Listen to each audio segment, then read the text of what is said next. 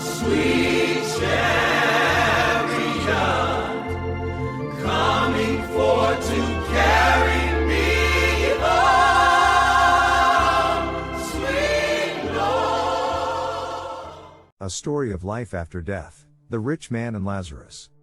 In a world where people struggle to forget their inevitable death, the question of whether there is life after death remains a topic of fascination for many.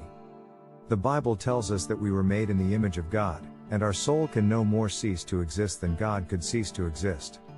The real issue is not death, but what happens next.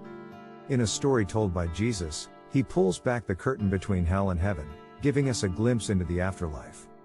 The story of the rich man and Lazarus is a haunting reminder of the importance of our choices in this life. The contrast between the two men in the story is stark. The rich man lived a life of luxury, clothed in purple and fine linen and feasting sumptuously every day. In contrast, Lazarus, a beggar covered in sores, was laid at the rich man's gate, hoping for just a few crumbs from the rich man's table. When the two men died, their fates were drastically different. The beggar, Lazarus, was carried by angels to Abraham's bosom, an honored place with Father of the faithful. The rich man, however, found himself in torments in Hades. He lifted up his eyes and saw Abraham afar off, with Lazarus in his bosom. Some people argue that the concept of hell is cruel and inhumane. However, the New Testament includes at least 162 texts that deal with the doom of the lost sinner, with over 70 of them being uttered by Christ himself. If there is no hell, why did Jesus die?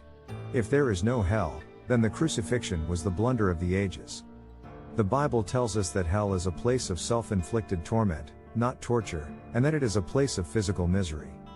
In the story of the rich man and Lazarus, the rich man cried out for relief from the flames that were tormenting him.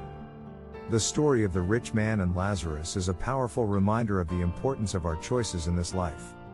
While we cannot change our genetic makeup, our material goods, or society, we can choose how we live our lives.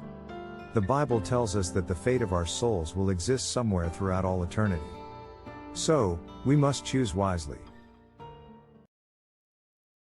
For God so loved the world that he gave his only begotten Son, that whosoever believeth in him should not perish but have everlasting life.